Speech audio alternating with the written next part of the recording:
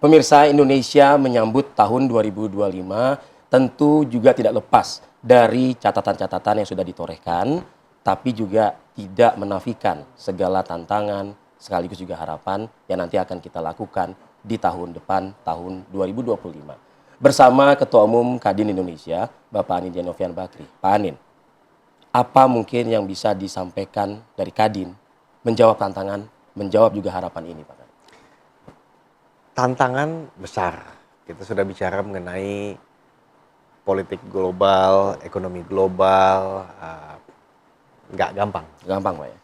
Di Indonesia juga mempunyai tantangan-tantangan sendiri. Betul, di domestik ini, Pak. Tapi kembali lagi, bahwa Indonesia itu tumbuh 5% plus. Inflasi ada dalam batas yang sangat-sangat terkontrol, apalagi dibanding negara lain. Yang ketiga juga cadangan devisa kita tinggi. Nah, yang keempat juga jumlah hutang kita relatif terhadap PDB itu masih bisa dibilang wajar. Aman. Lalu juga stock market kita baik. Ya. Nah, tentu ini tidak boleh menafikan bahwa dunia ini lagi terfokus kepada satu sisi perlambatan Cina, lain sisi dengan Presiden Trump kembali ke pemerintahan Amerika, di mana menaikkan tarif. Dan akan mengedepankan ekonomi Amerika sehingga Amerika ekonomi pasti berkembang. Nah, jadi banyak dolar kembali ke rumahnya. Ya. Nah, tapi semua itu buat Indonesia kita fokus saja kepada hal-hal yang memang sudah ditetapkan di APBN tadi. Yang pertama, bagaimana cara mengedepankan konsumsi domestik. Dan juga yang kedua, dari sisi belanja pemerintah yang baik dan produktif. Ya, kita lihat program-program yang dikedepankan Pak Presiden Prabowo dan Pak Wapres Gibran adalah satu, misalnya ketahanan pangan. Ketahanan pangan ini dengan makanan bergizi gratis itu akan menumbuhkan pengusaha-pengusaha baru, meningkatkan UMKM supaya lebih maju lagi, dan juga pertama kali benar-benar swasembada ini bisa kejadian. Karena satu bisa mengurangi import dan kedua memang menambah kebutuhan.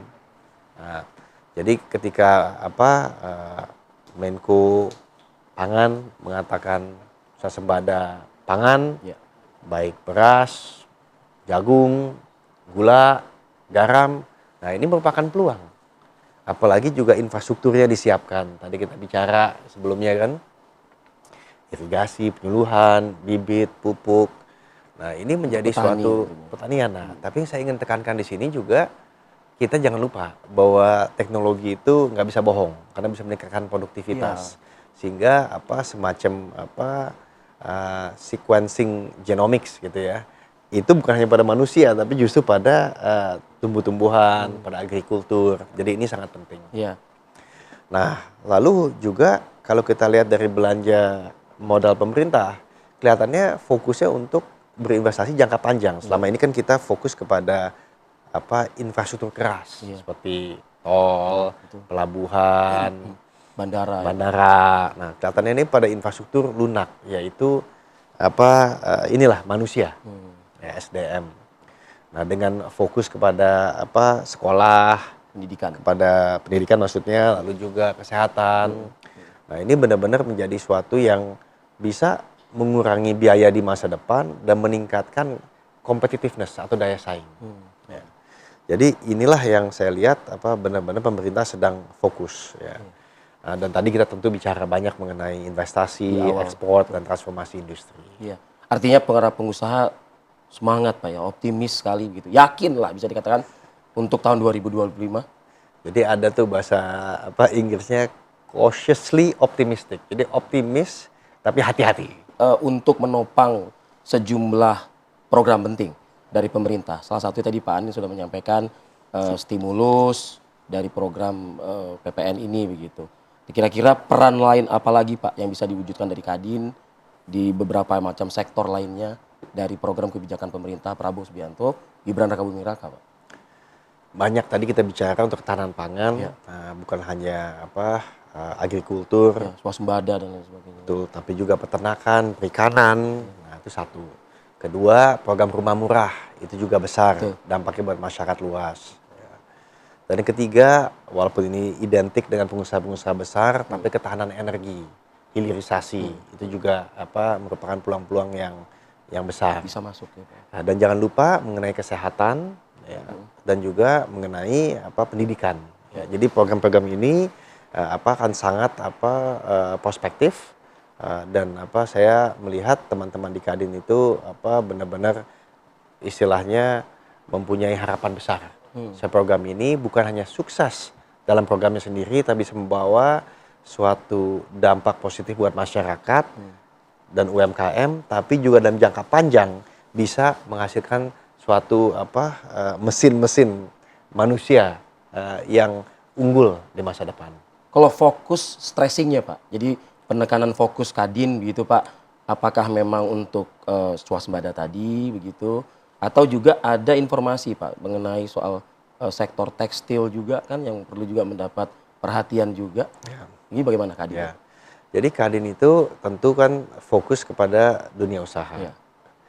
Kestabilan, resiliensi, keberlanjutan, inklusivitas, sustainability. Ya. Nah, jadi semua industri apalagi yang padat karya itu sangat penting. Ya. Tadi kita bicara ingin menumbuhkan 2,5 juta per tahun. Sehingga kalau ada pengurangan ya tentu itu bukan pertambahan kan. Nah, jadi Kadin itu selalu memikirkan hal ini setiap hari.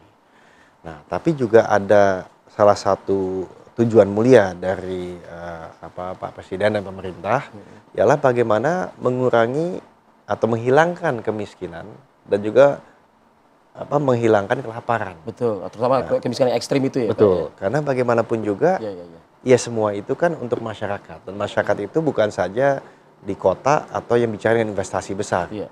Investasi itu adalah istilahnya cara atau how. Tapi ujungnya ialah bagaimana masyarakat sejahtera.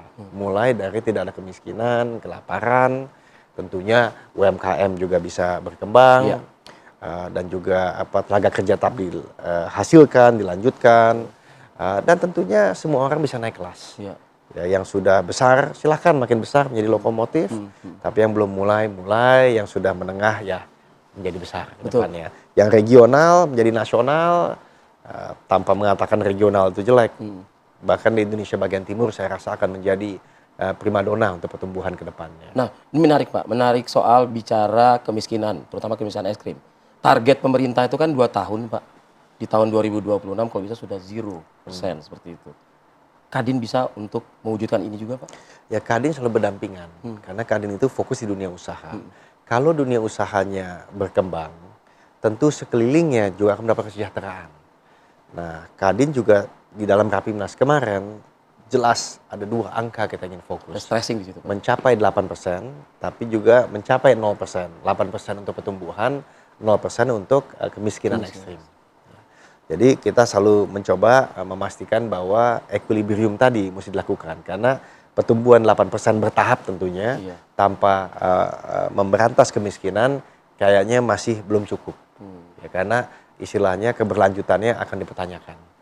Kalau melihat dan membatas kepolisian ini Pak, dari aspek Kadin atau kacamata Pak Anin bisa melihat gitu. Kita melihat kan banyak negara juga Pak, untuk membantu kita menanamkan investasi, konteksnya adalah juga tujuan pemerintah bisa 0% tadi begitu Pak. Artinya akankah nanti Kadin juga bekerja sama dengan investor asing, sama-sama untuk mewujudkan tujuan dari pemerintah ini?